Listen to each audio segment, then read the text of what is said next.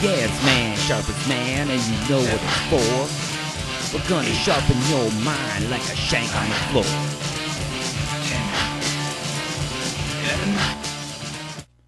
Welcome back to Man Sharpens Man. I almost did it again where I just sat down here and bullshitted all day. Finally pushed record. We're on the air now, Charlie. Our conversation matters. Yeah. Recording live here in the studio. We were talking to no one for a while, just talking to ourselves. That's the best way, Charlie. You got to talk to yourself sometimes. Yeah. So I stand get up these is. cans off and wearing the headphones. I'm the only one in the thing wearing headphones that look like a fucking retard. I feel better now. I couldn't hardly hear myself. What's crazy about all these podcasters that have a lot of podcasts that have been doing a long time? What is that? They have thousands of hours of them with headphones on. That is a lot of hours with Isn't headphones that kind of on. weird that headphones still even exist in that? Like, isn't that? I don't know why they wear them. I don't like them. They really get me claustrophobic. Isn't there something better than that? The people who listen are like, I wish you would wear headphones, you motherfucker. You sound like shit. I know that's a dumbass problem, but just thinking, like, you have thousands of hours of recorded podcasts. That's kind of futuristic, but you're still wearing headphones? Yeah. Futuristic and trapped in the past. Yeah, it's weird. Seems like they could beam it directly into your dome right now. We're kind of, this is a 90s setup on purpose, though, here. We like to go punk. Yeah. And I'm not exactly a rich mug. Not exactly fabulously rich. Yeah, but we're rich in stories. And we're rich in something. Character. We almost had a couple more stories. We went down to Lansing, people, and it was a fucking blast. What was the name of that place? Crunchies. We have to tell them of our first. We'll start this podcast with the comic adventures of John and Charlie. I think that's going to be a new theme on this show, Charlie, a little bit more, because me and you have been doing it pretty frequently, and I don't want to get into any kind of business talk or nothing, especially because I'd sound like a stupid mug because I don't know much of the business of it. But we are don't traveling know and doing comedy. It'd be boring for people to listen to. I don't want it to be boring, like some kind of inside behind the scenes shit. But our road trips have been pretty fun. Oh yeah, we see toothless homeless people and prostitutes and stuff. Yeah, it's wonderful. Nothing short of glamorous. Nothing short. It is. We almost ran out of gas in the middle of nowhere. That'd have been a great story. 3 a.m., about 2 below. I seen one. Why would they put a blue sign saying there's gas stations? You exit the thing and there's no gas stations. It was one of them like traps. It was a ghost town. It was a ghost town with nothing. It was late. The couple things there was closed. We were on E. I just knew we were going to run out, Charlie. It was like the Twilight Zone. We didn't run out. We made it at the last minute. It felt black and white. It did feel like a black and white moment. I was getting a little panicky, I'm not going to lie. But then the gas station we made it to, one of the trench coat mafia, like the kid that got away from Columbine's working up in that motherfucker. That dude was a freak. Yeah. It's like he's not working. Surprising at that ghost town, though. True, a ghost town gas station in the middle of the night. He's probably one of the only people living there. He literally told me that many nights he only gets 1 to 2 customers. I felt like he was trying to get me to rob him. He probably sleeps in the gas station. He almost acted like he wanted a robbery to occur so he could tell some people about it. Like he was baiting me, like, you know how they like blame rape on women? Like this is like one of them guys, they would probably blame the robbery on him. He was like, he's being real seductive. He had a couple 20s hanging out of his pocket. He kept like opening the register. He was really clean too. He was extremely clean for a dirty looking kid. To be wearing that kind of clothing. The type of attire he wore screamed body odor, but he smelled not even like Axe. He smelled like some high-end blue water stuff. He was nice. Yeah, it was bizarre. It was bizarre. It's weird. That's one of the things I love about traveling across country is just meeting these different weird-ass people. When I used to go on the spice runs down to Detroit all the time years ago. I don't go on the spice runs no more, but when I used to do the spice runs, I'd go every couple weeks. That was one of my favorite things. It was just the weirdest people you meet. Stop at, like, hood-ass liquor stores just to buy papers and stuff, just so I can go in and hear some of the conversation and see. It's awesome on the road. Sometimes you can't even avoid that kind of stuff. Shit just happens. It's pretty cool. It does. We almost got picked up by a couple college girls. They're lucky I'm a married man and too old to bother with it, or else I could have ruined their lives a little bit. That could have been the biggest disappointment they've ever had. They were trying to holler at us, so that was quite a trip, Charlie. I think that was the first time comedy had some kind of shit like that involved with it. Like, you get a couple winks once in a while, but them girls stalked us in the parking lot. Yeah, they said they were, where? What part of Detroit? They're talking about Detroit or something. The naughty part, I think. And I didn't know what to say, so I just said, interesting. That's very interesting. What'd I you don't say know about how the to D? I don't know how to handle that. I didn't know. Well, I didn't know how to handle it either because I didn't want to handle it. Had I wanted to handle it, I still wouldn't have known how to handle it, but I definitely would have been a little bit different instead of just like folding up shop like I did. But folding up shop is what I needed to do. But them chicks like waited 20 minutes in the parking lot or something. We was inside bullshitting around for a while. Come out to the dark parking lot, they're just sitting there waiting on us, Charlie. That's kind of creepy. They could have mugged us. They could have been 2 mugger chicks. But They were probably not. were going to. Now, you're going to get married out of one of these days. We're going to find you a wife, Charlie. We're going to find 2 girls in the parking lot, and you can marry them both. Man, I don't know about those type of they're probably just... I don't know what who they knows? were. I shouldn't be making assumptions, but... Couldn't make it. They did have a Prius, though, so you can assume a few They had things. a Prius. Jeez. Then, yeah, that was a Prius. I knew it was an electric car. It didn't have any noise. They were just sitting there, and it was noiseless, but I could see the lights on. I'm like, who is this? Huh. Oh, it's... And they called us over, and what's the name of the bar you was talking about? I don't know. I don't know what they said. I don't know how they said it, but it was pretty crazy, wasn't it, Charlie? The stories of the road. It would be a better story if we weren't such pusses. Well, I think that's how all the road stories go. And then I ran away. Yeah, exactly. Yeah, You know, you talk about going to a strip club for about 4 hours, and then you say, maybe we should. And then you say, we shouldn't. No, that's exactly. Well, me Let's and just you go are. sleep. Well, Let's me go and back you, to our the stories hotel. mostly end like that, and it's better, Charlie. I do have That's friends how whose it's always stories. ended for me. I got a lot of friends whose stories go the other way.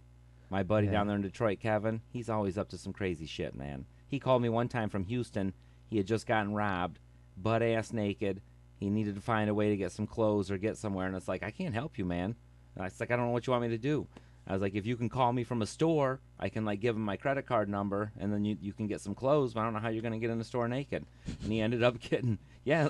Look, I'll Oh, start that with was the dude you were calling? Yeah, yeah. Who The might have been going? Yep, Okay. exactly. I'm glad we didn't go see him because he is a nut. But he doesn't act nutty around me. He always just calls me in the middle of fucking trouble because he knows I'll come help him. But let me start this thing at the beginning. He goes to Houston because he finds a stupid job, and it's supposed to pay a bunch of money, and it ended up being bullshit. He's supposed to, like, buff floors of Home Depots. Like, that's what his job was. He was going to buff all Home Depot's floors, and it was supposed to make a bunch of money, and it just ended up being All of the floors? all of the floors All of of the all of the Home Depots. That's a lot of places. That's a lot of places, ain't it? So anyhow, it takes him to Houston, and like I said, he's not the guy that says, "Oh, look, there's trouble over there. I'll just like look at it, write 3 jokes about it, and get on my merry way." He's the guy that says, "Oh, look, there's trouble over there. Let me go get as deeply involved with it as I possibly can." Is he a comic? No, no, He no, no, should? no. Oh. No, he should be, except he wouldn't make it. Like, his shit is not together. Like, He'd die or he something. literally believes that he's not addicted to drugs because he changes the drug he does every month or so. Yeah, you're telling me that. Yeah, he's like, okay, I only do cocaine for 3-4 weeks, and then I switch to heroin, and then I don't like it, so I switch to Xanax, and then I switch to Vicodin. So he only stays on, certain drugs for weeks or months at a time. So in his head, since he doesn't have years of one drug under his belt, he's not an addict. I don't know. I've It's his heard of math. that, yeah. I let him do it. Joey Diaz was talking about that. How you get into such a state of denial that Yeah. he said that he was in such a state of denial with it that he was ready to go on to like a talk show and say that to quit your addiction to doing cocaine every day, you just do heroin on Mondays. And he realized, man, Oh, just son the of a mindset. bitch. I love that Yes. ideas. He's such a good idea. I love That's that. the same as podcast. it's some funny shit how themes like that repeat because Kevin was just like that. But let me tell you Yeah. about the Houston thing. I almost forgot. Let me tell you. So he goes down to Houston. He decides he's gonna go out and look for a hooker. So he's out walking around like Houston is the worst place in the world if you don't know. Like Houston is like Detroit times 3. It is terrible. It's a port town, so it's on the water. So it's got all that kind of shady longshoresmen down by the dock type shit. So much drugs and shit come in because it's on a port, all that kind of shit. Like, it is dirty dick city. So he decides he's going to go walk around in the worst neighborhood because that's the best way to find a hooker is on foot. I don't know, but it's warm in Texas at least. Well, anyhow, he gets cornered up in the alley by 3 or 4 dudes, and they not only take everything he has, but they take everything. Like, everything. His clothes, his shoes, his socks, butthole naked, and tell him, walk, motherfucker, and they just send him packing, and that's... He calls me from some payphone collect and is like, this is when they still had 1-800 collect, like it was, and it wasn't even that long ago. This was like 2006, but I don't know. He found a payphone. Like will you accept charges? I'm like, yeah, I'll accept. And so anyhow, I'm talking to him. He's like, hey man, you gotta help me. So I tell him, look, if you can find a store that you won't get arrested for going into, call me. And so like literally like 30-40 minutes later, he called me from a store and I gave him my credit card number and he got some clothes and shit and he was on his way. After that, he was able to get home. But I guess he told me later because he didn't tell me on the phone because he called me from the store. on their number to like pay him. Mhm. So I didn't want to ask him fucking stupid questions like, "Are you naked right now?" So like later I call him up on his cell later. Well, he calls me when he gets the phone again, and he's like, "Oh, thanks, man. You fucking saved my life. I would have probably got arrested and blah blah blah." So I was like, "Yeah." I was like, "How the fuck did you get into that store, that whatever you was in, and buy those clothes?" Because he was at like a Family Dollar, some kind of equivalent of that, some Mhm. bullshit ass hood store like a Save a Lot. He's like, he told me that he took garbage bags that he found and like fashioned himself some pants out of some two-handled Mhm. sacks. So he took a bunch of garbage bags and like made garbage clothes and went in and like got someone's attention. Was like, hey, hey, hey, I lost all my clothes. Don't freak out. Can you please, like, I got money. Will you please get me a pair of pants and blah? And he got help from the store. So dun dun dun. He got That's out of that crazy. situation. There seems to be more interest in people like that when you get closer to cities and when there's more people. Oh my God! The Like last we. time I was down there, he's telling me about how he had just shot his best friend in the leg. Oh my god. Yeah, they're always getting all zooted up crazy together. This motherfucker, they're both in the house with guns. Like well, let me take that back. He didn't shoot his best friend. His best friend shot himself. But they're in the house. They're shooting guns off right through the roof, which, well, number one is It's like stupid. Frank Reynolds or like Yup. Trailer Park Boys.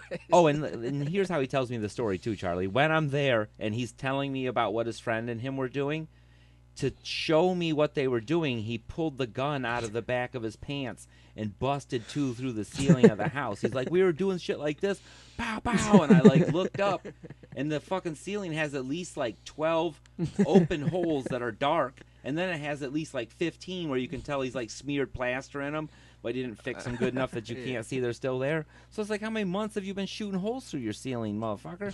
But anyhow, he's like, yeah, we were doing this, and pow, pow, he shoots a couple shots, and he's like, then I kept telling him that he was too drunk and he shouldn't have the gun. He needed to put it away and stuff. And he got all mad. And he's like, I don't need to do shit. And like, in my head, I'm thinking, why are you arguing with someone when you guys are both drunk and have guns? But I don't tell him his business. You know what I mean? Yeah. So whatever. Fucking keep being Kevin, man. That's why I like calling you and coming to see you. So anyhow, he tells me that all of a sudden he hears pow. And the guy gets all mad. He's like, well, you were fucking right. And he throws the gun up on the table all pissed off. And he says, well, right about what? And he looks over and he says it was the biggest pile of blood he ever seen in his life. And he's seen a few piles, I'm sure of that. But anyhow, he takes the he's so lucky because he lives right behind the hospital. He lives directly in the shadow of the hospital. So he takes the guy to the hospital, drops him off, and like takes off. Well, the hospital's covered with cameras and shit, and the guy went into like coma for a while. So the police show up at his door like, hey, why are you the guy dropping off the guy that went into a blood loss coma?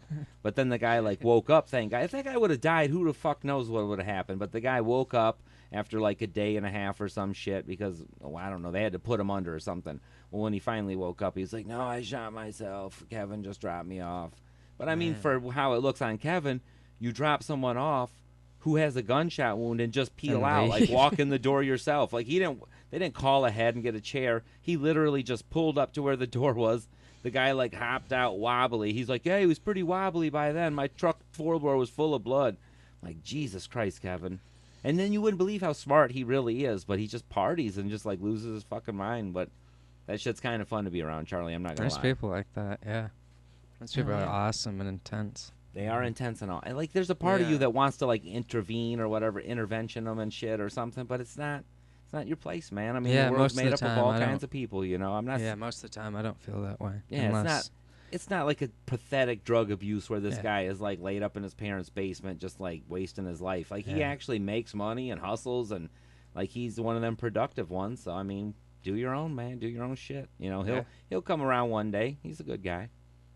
Yeah, there's definitely people like that. One of the Last best time ones. He we- called me from a Night's Inn once, Charlie. I should do we need to start doing a saga called Kevin Stories too. This motherfucker's done so much crazy shit.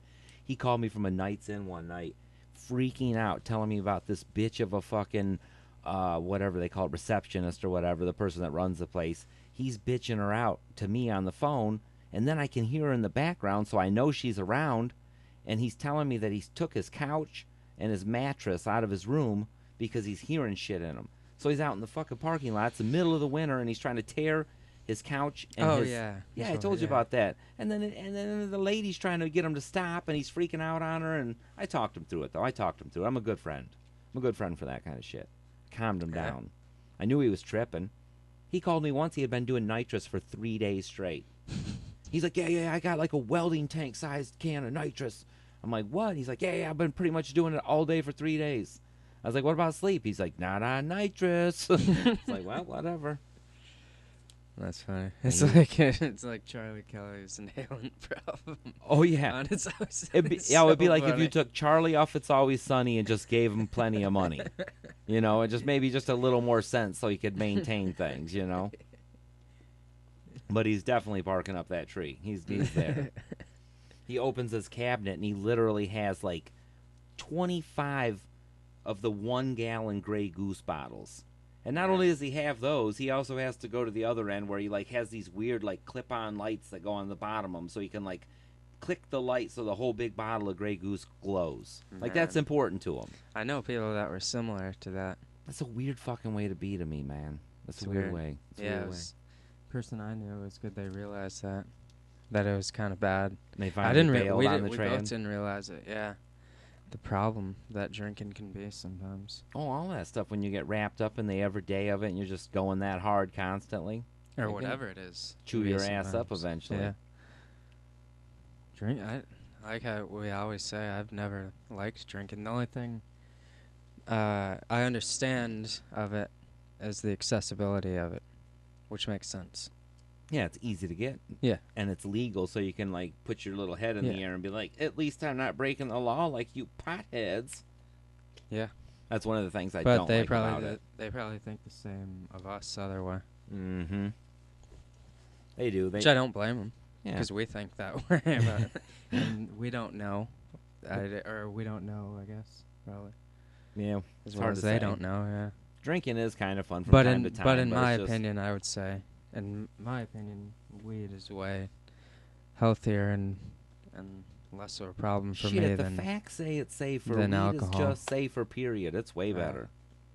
It's a way better, way safer thing. It's just there's no two ways about it. yeah, It I'm in is. control Yep. when I smoke weed. Like you If can I drink shake the too dust much. off real quick if you're Yeah. stoned. Like if I'm stoned and somebody just like says, "Hey man, we gotta like take care of some business," you know, Oh yeah. I can do it. I can do whatever needs to be done. But if I'm drunk, there ain't no shaking being drunk off. It's like I need 6 hours to sleep if we're Yeah. gonna do anything important. And be sick. I get sick when I drink too, which is probably good. Keeps me from drinking. Just doesn't feel good. Hell yeah. You know, the only place I really drank a lot was in prison. I actually drank a lot more in prison, but it was a better place for it. Fighting and carrying on Yeah. and being a jerk kind of fits, and it was more of a, you know, escape in a way. But I wasn't in no means an alcoholic. Didn't have access to enough. But I was a wine making motherfucker. I used to make a ton of wine. I did like to make the wine. That's the only alcohol I sort of like is wine. Yeah, old know why. modified grape juice. Feels less of a shitty thing to me, even though I know it's probably not. It's almost the same thing. Yeah. Probably more diabetes in the bottle of wine than necessary too. Yep. Probably But a I little haven't more drank in a long time. I haven't drank in like 2 months or something like that. That's a good while. I haven't drank in quite a while. And I haven't been drunk in a long time. I used to make the mistake of going to the clubs when we were doing comedy and shit, and they give us free drinks lots of times, or at Yeah, least a fuck couple of that. them. And I'd always be stupid and think, well, because it's free, I'll go ahead and get one and just sip on it. And every single time I got a drink before my set wasn't as good. There's Yeah. just no way it was as good. I have a Ever. weird pride of never drinking alcohol at shows. That's a good Even pride to though have. It's Yeah. kind of like being vegan or something, but I Yeah. don't give a fuck. When I really I have look a at pride. people that take that little drink up on stage like they're fucking Johnny Bravo or some shit, they're trying to look cool up there with a little drink with a straw and shit. Like when I see that, I'm like, you know, if you take a fucking water or something because your mouth is gonna get dry, I get it. And maybe even if you take your beer because it's like, you know, that's a quencher. and A if beer you're will quench funny, your thirst. man, I don't give a fuck. I mean, if you're really. funny enough, you can do anything you want. You can hang your balls out when you're up there. Or if that's your thing and you're funny with it. Yeah, do like it. Ron White, he does Yeah. a little whiskey rattling the rocks and Mhm. shit. It's part of his comic But device. it can be corny. Yeah, too. it can. I Oh, to understand me, that. the mixed drink is the worst. It's almost always corny to me. Like I said, if I see the beer, I can dig it. The beer can take your thirst away. It's not like something hard. Mhm. But what are you waddling up on stage with a fucking whiskey for? Seriously, I mean, what are you gonna do with this shit? You know, the whiskey, it dries your mouth out more. It's just doesn't make any fucking sense to me. Yeah, how I would never be able to stay on even after taking a sip of whiskey on stage. No, it I don't hits know you how you hot stay and in it the- burns you. Yeah, how do you stay in the same headspace? That's what I mean. When you see someone waddling up there with a whiskey like that, like they're But in a if that's different your place. thing, They're it- not there to do yeah. comedy. They're there to pick up a chick, or they're there to like look cool to their boss. They're there for some other shit. Like they're there Yeah. to make 3 friends or Unless something. you're Ron White. Yeah, unless you're on Ron white. White's Like he is does fine. use it well. I Yeah. mean, some people drink enough whiskey where that shit is like water to them. I'd have to imagine. Yeah, if you're living it, I don't know.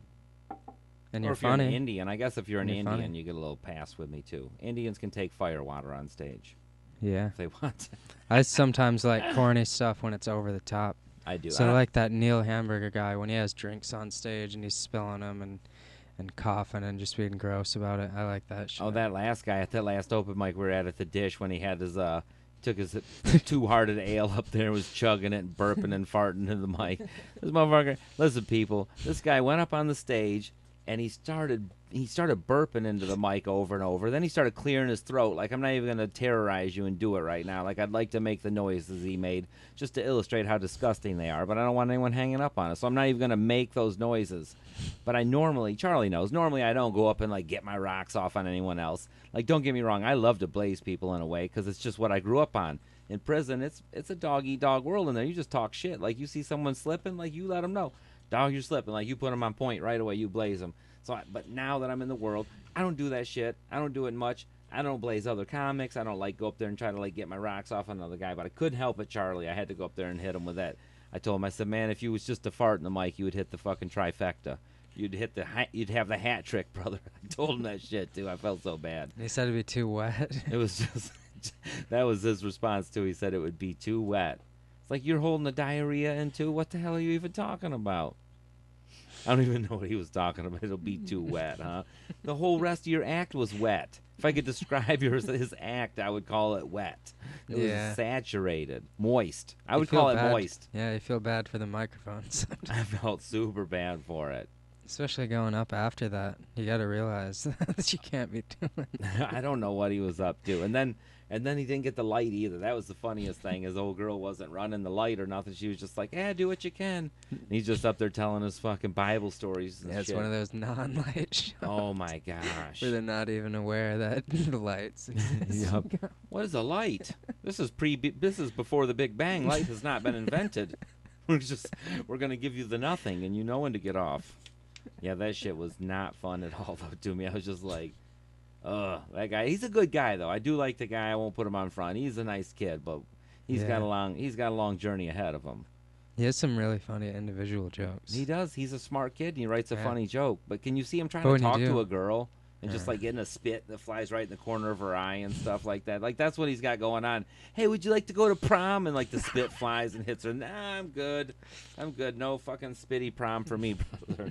I don't want that. Like I could see him being that. I feel bad for him. It's just like he's got the awkwardness he's not aware of. He doesn't even know what's happening. Yeah. It's terrible, but terribly funny too. Yeah, it is hilarious. Don't you? When I see someone and I'm like, dude, you're like such a good Tim and Eric character, but you have to have that other aspect, that confidence in your fucked upness. Like I feel like I could do that. Like someone Yeah, could me come too. and they could be like, come on, John, you're the fucking 4'9" bald motherfucker. Yeah, you we know were what I'm talking saying? about that. I think Yeah. we have that enough. Yeah, I feel like I'm Or at least humble enough aware where of- I could just wear whatever suit I'm supposed to wear. I know who I am. I don't think I'm some kind of fucking underwear model or something. Yeah. But it always fucks me up when I see some fucking curly-headed fat kid at GameStop that I can tell thinks he's a Calvin Klein underwear model, you know, and it just I don't You just get gotta it. let it be. Just It's let it be and entertaining. enjoy it. I do enjoy it. Just eat the big apple of life and have fun. Yeah. That shit is awesome. It is awesome. Like I don't I like like indulging. one of my first With best friends in people's prison was a egos. crazy. Oh, here's my little prison story. Just popped up out of the blue. So I'm standing in the day room one day, and shows you that even the most craziest looking people that are all fucked up in the head can be your best friends. They're not fucked up in the head. You just think they're. It's your perception. Well, this guy, everyone in the unit thought he was a nut because he would mumble to himself and shuffle around.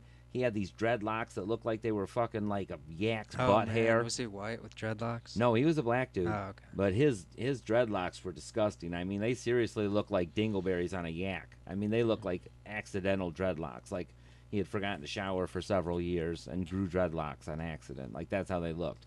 And everyone thought he was crazy, you know. He probably was a little bit crazy in the end. I found out he kind of was, but he was a nice guy.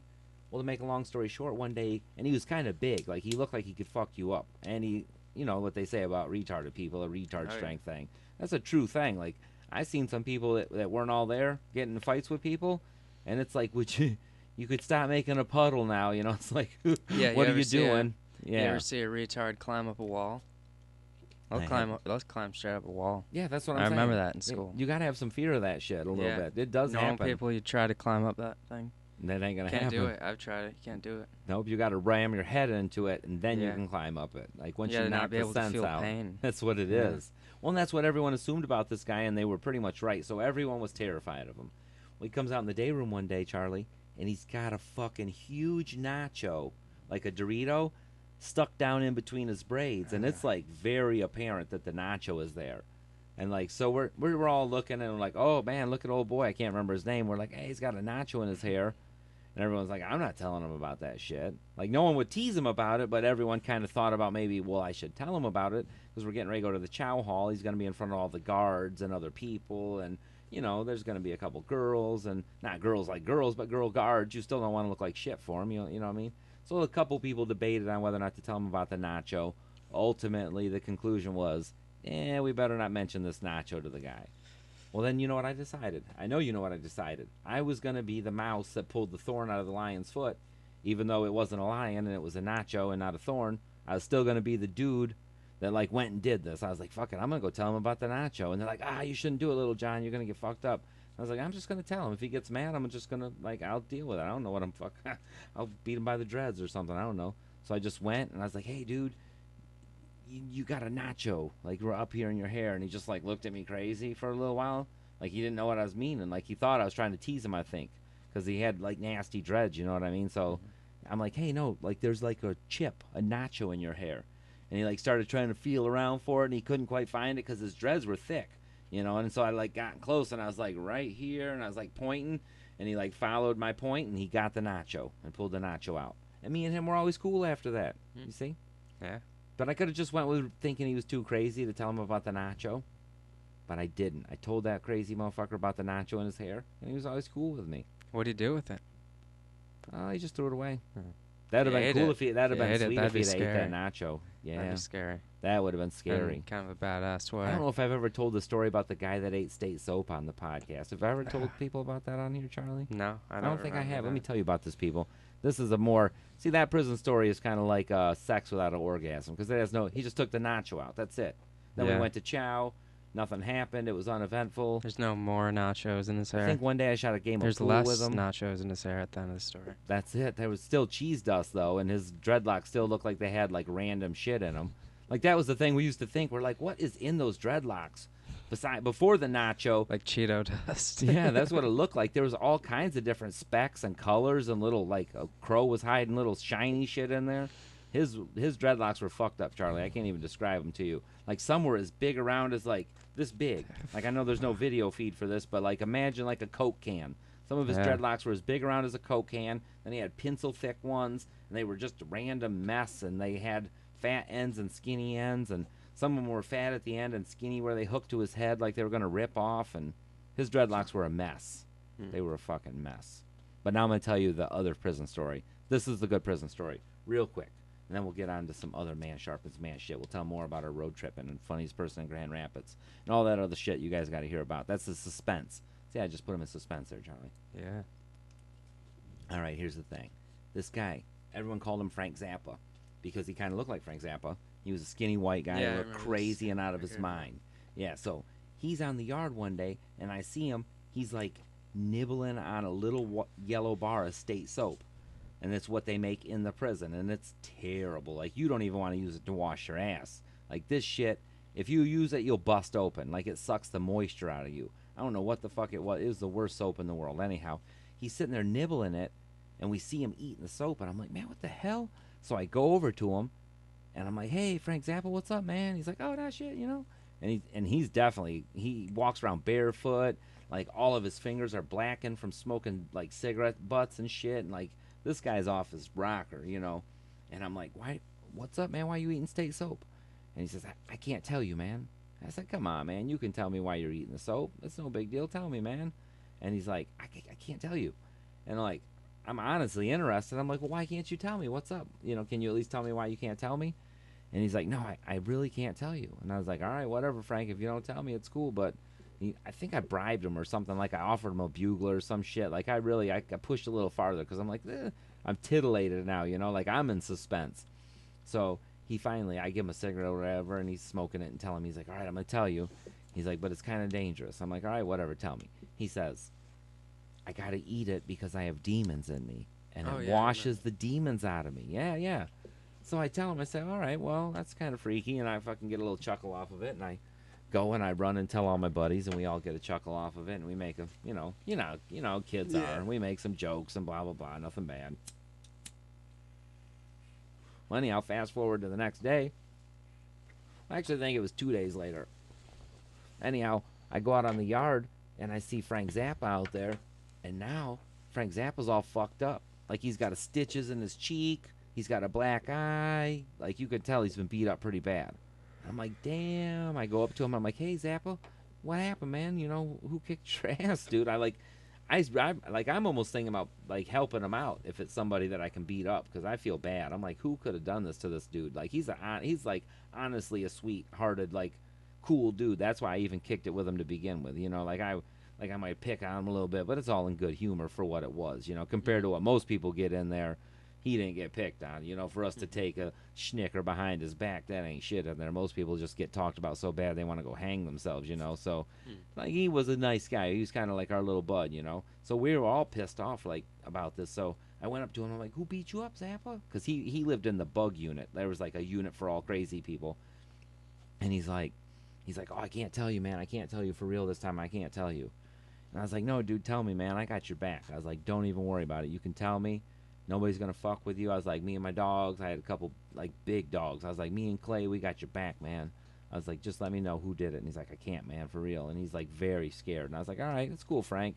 And I'm thinking I'll find out because I know a million people. In prison you find everything out if you know people. So I'm like, "All right, cool. It's cool, Frank."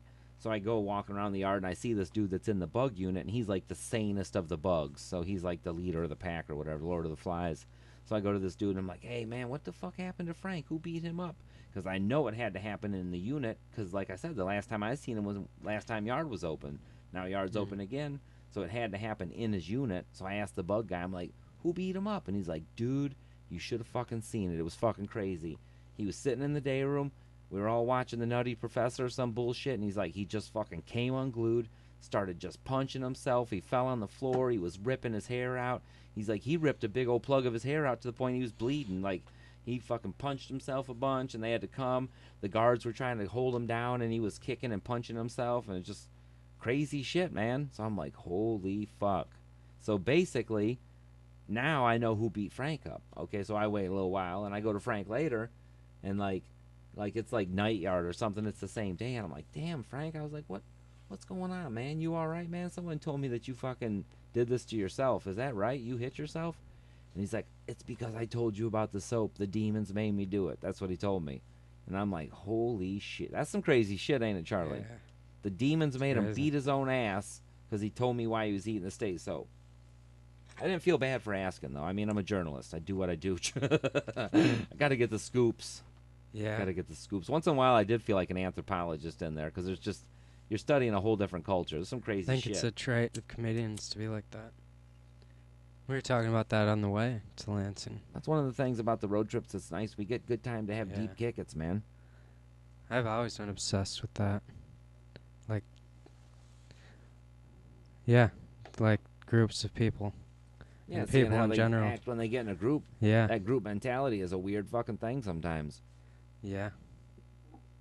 I've been a part of it too. I mean, you got to I'm honest with myself. There's been times where Well, I've been like caught up in the group mentality and look back on it and went, "What the hell was wrong with me?" Like it's almost like a trance. yeah, well, an audience is a group. That's a different type of group. That's Oh, like it's a group I love. Yeah. There's nothing I love more now than riding that wave. When I do decent on stage and the audience is responsive and that laughter and that interaction between a big group of people like that feed me that energy. Mhm. Like that shows me that there's stuff that we can't measure. There's no doubt in my mind that I mean I understand endorphins and adrenaline and all that, but this is something beyond that. When I'm Mhm. up there doing good and I'm riding that flow of energy, I would swear on my fucking eyes that the crowd is somehow transmitting their energy to me in a way. Absolutely. I mean, and it's not just The I'm whole getting room. excited and my body's releasing these. I really feel And like not they can charge a goddamn cell phone right now without plugging it in. You can just lay it on your charging pad. It charges it through the air. They even got one where you can be within 3 feet of the thing and it charges your phone. and it's not even just the people in the room, it's the whole room together. Yep, The it whole is. thing. It's awesome. You become like an entity, a one thing, a one. Yeah. You're just one. Like I like the audience. Like it's cliche as shit, but I really get it now when people thank their audiences. I do Mhm. think there's a big part of pandering and just it's what you're supposed to do, so people do it. Mhm. But now that I've done it, like I truly feel appreciative of the audience for coming Oh yeah. and for be Me willing too. to like get into this drum beating moment where we all just become one big thing and for I letting me always stand up at the front of it while it's happening also. sometimes afterwards I feel that I even go a little bit too sappy, but I don't really care at the end of a set because if you're really grateful for the crowd and the host and everybody put it on and you say just a real quick but very, gracious thank you. Yeah, it's I sappy don't in a way, but I don't think it's sappy. I don't even care if it's a little sappy. I was telling As a long as friend, it's not as long as you're not going for like a minute. Like you can do it in 10 seconds, I think. Or I can do it in 10 seconds at the end of the set and feel good about it. exactly, and you feel like that's what I'm saying. It's like some people pander and do it shittily, but I think the crowd knows definitely if you're pandering and shit like that. I Mhm. really, really do, because you can just like I said, it's like the energy. It's the same kind of thing. It's just like that. On here, say something, Charlie, while I read this thing here. Yeah, it is. Oh, and when we were thinking about road stories, I have a. It's not really that crazy, but when we went to Grand Rapids for the first time for a show, there was this dude that was like almost he could walk and everything, but he wasn't walking right, and he had like limp Oh, the arms guy and shit. in the audience. Yeah, you probably Yeah, met him. I love when You people like probably that come to the actually shows. I see there's a large multiple number of people handicapped people that come to the have met comedy him and shows. talked to him and shit, and he smoked a joint outside with us. Yep, I And then he remember was him. yeah, and then he was talking with this older dude who's probably well not really older, probably like 30 or 40. But That's one one of of my those favorite dudes things. but one of those dudes that's like 30 or 40 but looks like he's trying to B20. live like a college Yeah, I've kid, seen yeah. him too. So yep, and so he invited Ethan and I over, and I didn't realize how weird this is until like now. He invited us over, and I realized that this dude's a fucking stranger. Yeah. But anyways, Stranger danger, yeah, stranger he invited danger. us to his apartment to smoke weed, and we smoked weed that wasn't even like weed because it didn't get you high. It was probably I don't It's even. probably It was GHB. He probably was hoping his. you passed out. Yeah, it was probably his shit weed. Because there's no way he was getting high off that shit. That That's shit he funny. gives to guests. But at least he tried to showed look us- out for you. Oh yeah, it was better than not smoking Yeah. anything, I guess. But he was showing us all these sculptures he had. He was in art prize and shit, and I just realized how weird. Do you want to come see my etchings? Come up to my showed studio us and this- see my etchings. Oh, and he had grandfather clocks and shit. He was really obsessed with how they worked and whatnot. That means he likes nuts. That means he likes them Yeah. dangling nuts. No, but I let me was, not forget something. We were talking about being gracious to the crowd. I Yeah. just want to say this is sappy as fuck, Charlie. But I was talking to Denise earlier. I had to look up her name. That's why I had couldn't remember what her name was. She's a new call-in guest we're gonna have here real soon. Oh, Denise okay. is gonna be calling in pretty frequently. She's an interesting character. You'll meet her soon, trust me. But anyhow, Okay. I was talking to Denise about what we were just talking about being kind of like gracious to the audience and about how we get a lot of handicapped people at the show, Uh-huh. a lot of special, and I like that. I Mhm. like that we can like bring some joy into their life. At Crunchies, there was a guy you could tell he had some kind of piece of him blown off in the army or something. He was missing half his face and stuff, and it's like he laughed so honestly and really through my whole set. I was so happy to be able to give him that 8 minutes of fucking ha-has, Yeah, like you I can really do feel grateful yeah. that people do that. But anyhow, I was talking to Denise, and I told her, I said, and this is super fucking sappy, but like especially when I was in prison and stuff, one of the things that I look back on with great fondness was it feels like you're letting someone out of hell when you let them laugh like that. When they feel like in prison is the Yeah. same way. There were so many people that I would meet that were so fucking downtrodden, and it wasn't like because they're in a wheelchair or something like we're talking about now, but it's because they're in prison. They're never getting out. They're doing 30 fucking years. Their mama's gonna die soon. They don't get to be there. All that kind of shit is what people are dealing with in there. So comedy in there is the same as out here, where it's like, it's for the fucking, the wayward soul, the lost in a way. I mean, yeah, we get the well put together people at the shows and shit like that, but we get a lot of people that are there because they need a laugh. They're Mhm. not there because they want to laugh. They're there because they need to laugh. And I feel like I'm getting super sappy for a minute, but I really do. I feel thankful that they let me do that. Like, I really do. Like, I honestly Mhm. feel thankful that they, because those people are usually very vulnerable people, and they're scared to open up to someone in a lot of ways. Like, that's been my experience. So Yeah, it's comedy's been a amazing blessing that for they me. can appreciate it, To be able to stand there and especially if it watch so many helps people people. walk out of hell is a blessing. Yeah. Hey, what's up, cheese? Look, we got a It's cat on the really, podcast. really amazing to see after a show, like after good shows, when the crowd is really happy with the whole thing. Like, almost like there's a energy, like a electricity to people after a really good show. It's amazing. Oh yeah. And I can't get enough of it. I'm looking forward to the art bomb. Definitely looking forward Yeah, to the art bomb. It's going to be a good one. it's gonna be fun. Yeah. First time opening for bands for us, I think. It is. Well, except Left Foot Charlie's. Well, do you know what all bands are going to be there? Rob Coonrod, the host of Left Foot Charlie's, will be there. Sweet. I did So like he'll his get music. That to was pretty see, nice. he'll get to see us and all of our progression, and we'll get to see him and all of his progression. That's I actually nice. liked his shit comparatively to the other stuff. At least he had like an electric guitar up there, kind of doing funkier shit. Speaking of music, I made Charlie listen to some Metallica before the show. That was good. I yeah. have to expose him to some music once in a while. I'd love to play it on the show and then like rock his mind for you people so you could actually see and hear his mind getting blown by good music he's never been exposed to. Or someone's not trying to mumble rap about taking Xanaxes or something like they're doing nowadays. Yeah. Music used to have some nuts, didn't it? That's a good ass song, wasn't it? I only played a couple songs It for him. was, yeah. But that Wherever I May Roam, that's a bad motherfucking song, ain't it? Yeah, I don't think it was a lyric, but my mind.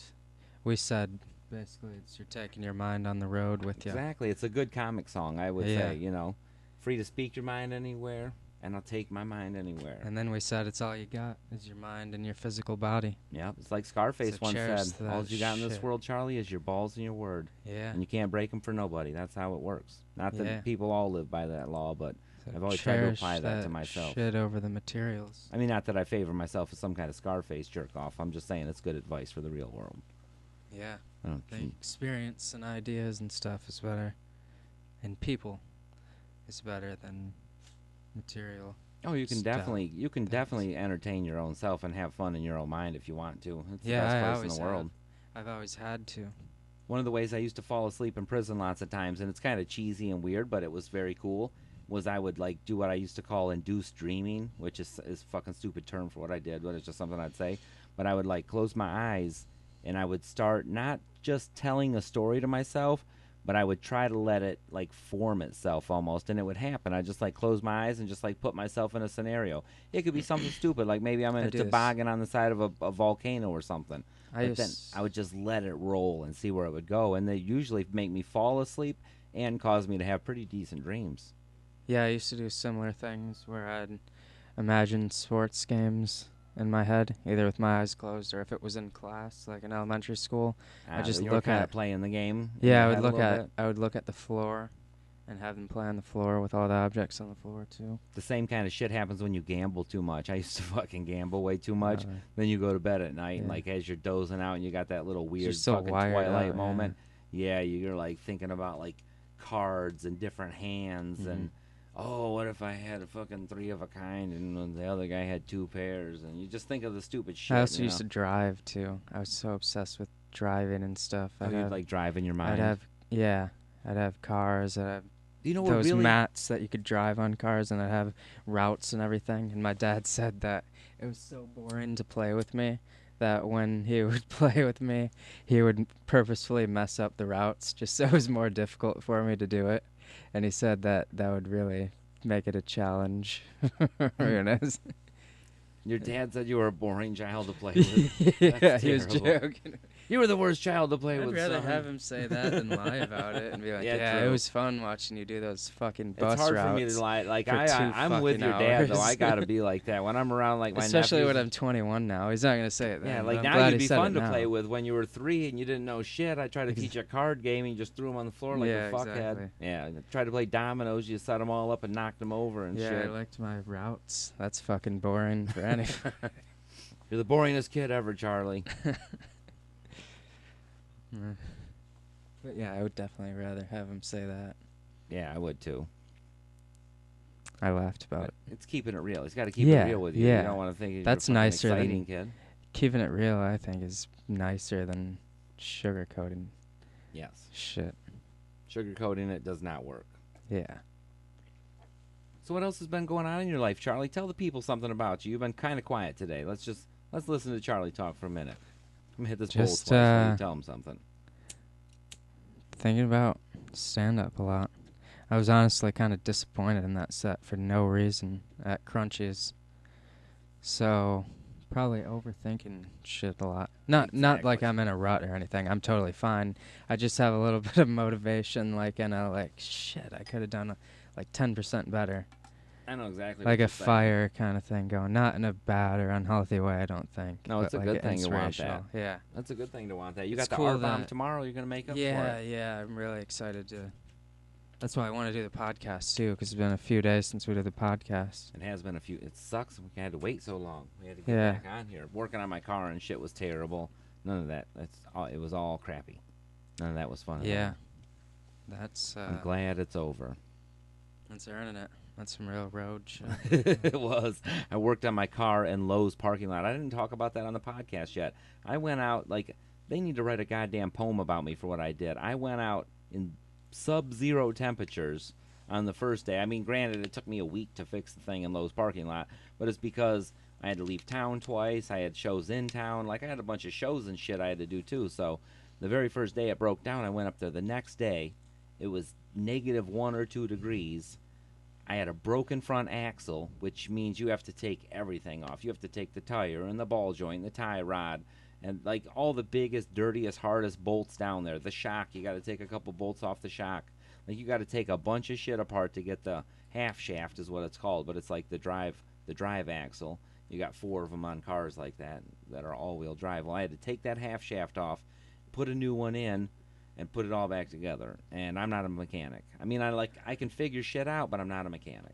I think my roommate had to do that, but he's actually he wants to be a mechanic, so it's a little bit different. But it was difficult for him. It was in the winter. Now, well, see, I don't ever want to be a mechanic. My dad was a mechanic, and he definitely He taught loves me all that that I shit. didn't want to be a mechanic. He wants to do detailing. Oh, like but car detailing? Yeah, he wants to do car detailing, but he also realizes it's important to know all that shit. So he's really good Oh with yeah, cars. especially detailing cars. Sometimes you have to pull little pieces of trim and shit Yeah, off. I you mean, have that's to, not yeah. mechanicking, but you still have to have some kind of mechanical knack Yeah, to not round it's a just like screw with any off. job, you can't have holes in your Yeah, in your. can't have flimsy game. Yeah, That's why I'm glad I'm getting to host. That's a little thing. I don't ever want to be a host. That's not why I started comedy, but getting to do some hosting time, it gives me some variety. I'm glad I can do it. I'm super glad for tomorrow. I'm excited to host. Oh yeah, and there's gonna be a weekly show at the Dish too. I know. So oh my gosh. they want me to host it, but I want to have multiple people to host. Yeah, I think we should cycle I- it. Did you see how I they know run that Max hosting's Comedy important, open yeah. mic? I've Yeah, been doing some 2 research on that. hosts. They got 3. They got Or- 3 dudes. They have 2 at once Oh. normally, and then they switch them out. And then the same thing with Crunchies. They have multiple hosts, so they're not stuck in hosting. Yeah, That's a real good idea. Yeah. I don't know how many people, I don't know how it works, but I don't know if anyone aspires to be a host. At least you get to do time too. I mean, I'm going to open at the Right Brain. I think I'm going to do some time. I don't know how much I should do as a host. I was thinking about doing a 5 to open and a 5 to end, but I don't want to do that now. I don't want to split it up that far apart. I think I'm just going to I might open with a 6 or 7, just a little bit long. But I really want to get the crowd to pay attention. I feel like if I can just get them to pay attention and make them know this is going to be funny shit, I think I'll do good as a host. I really do. I really think I'll do good. But who knows? I probably suck. We'll see, Charlie. I'm a little nervous about it, but not. It's going to be one of those shows, though. Yeah, where people are going to be getting weird shit. It's just one of those, entropy shows, crazy shit. You already know crazy shit's going to happen just because of the place.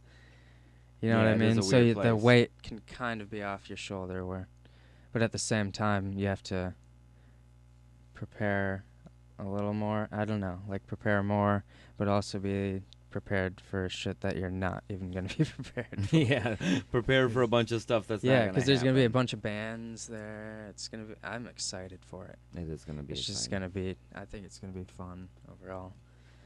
Challenging or whatever it is, it's gonna be fun. It will be fun. Charlie, let me tell you the joke of the week, and we got to wrap this up. I got a couple things that just beckoned. So I'm going to tell you the joke of the week, and we're going to wrap this up. Okay. This is going to be the worst joke of the week I ever told you. I'm just going to tell you this joke because it's the only one I could think of on the spur of the moment. I need to start thinking of the joke of the week beforehand so you don't end up with jokes like this. But here's your joke of the week. There's this, you know what? I'm going to tell you two jokes. I'm going to first tell you the joke that was terrible, but while I was thinking of that joke, I thought of a better joke that's less dirty and less disgusting. Here's the first one that I shouldn't tell, but I'm going to tell so that it's not like I just told the good one. Here's the good one. Okay, there's a married couple. They get into a huge fight, and the woman, she's at the door with her bags, and she looks at her husband who's standing there, and she says, "You know what? I'm fucking leaving you, Bill, 'cause you're a damn pedophile." And Bill looks at his wife and he says, "You know what, young lady? That's a mighty big word for a 12-year-old. You march your ass right upstairs now." Yeah, I've heard that before. That's a terrible joke. Okay, now I'm going to tell you the joke that's actually kind of funny. Like, that joke is just disgusting. Here's the joke that's kind of funny. And then I'll be off. Then I'll be off of here. We'll get this thing wrapped up and get out of here because I got a few things on the bar. Here's the joke that's not quite as bad. It's a little more clever. Okay, we're just going to make up some names. Charlie comes and he rings the doorbell. Bing bong. And here comes Sue. She answers the door. And Charlie says, "Hey, Sue, is your husband Ben home?" And she says, "No, he's not home." And Sue, let me point out, is in a robe. And anyhow, let me start over because I didn't tell you Sue was in a robe. What the fuck? I'm fucking the joke all up. It's the second joke. I thought of it during the first one. I can fuck it up. Anyhow, Charlie knocks on the door. Bing bong. Here comes Sue answering the door. She's got a robe on. She's kind of wet. You can tell she's just stepped out of the shower. Charlie says, "Hey, Sue, is your husband Ben home? You know, I wanna pay him $100."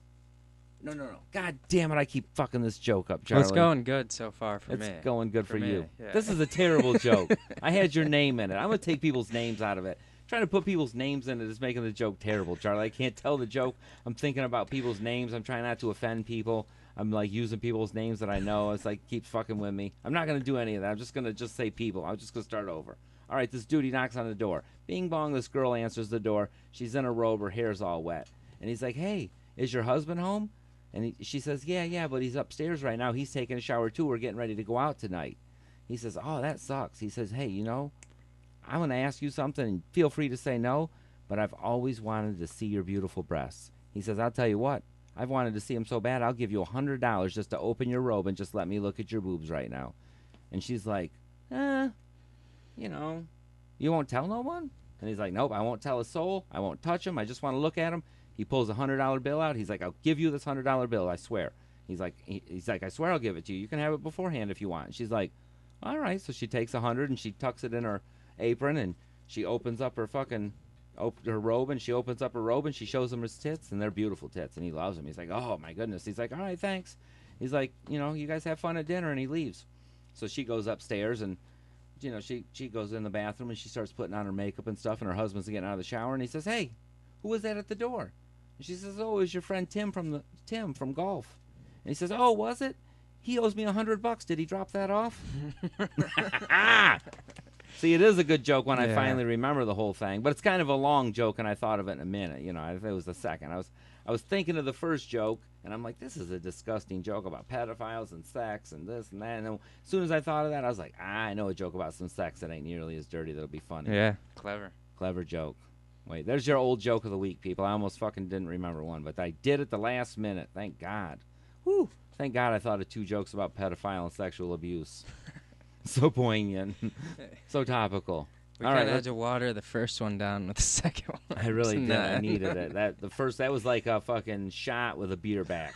The second joke was a nice beer back. Took a little longer to drink. The first one was just a quick, it's horrible. Horrible joke about pedophiles. But you should joke about pedophiles. They need to be joked about, dirty bastards. They need to be just blazed and put on front. Yeah. But anyhow, let's get off of this thing and go do the things we got to do, Charlie. We got to get ready for the next road trip. You guys will hear all about it. Don't worry. All right. Well, this has been Man Sharpens Man. Peace, pot, and microdot. We got 55.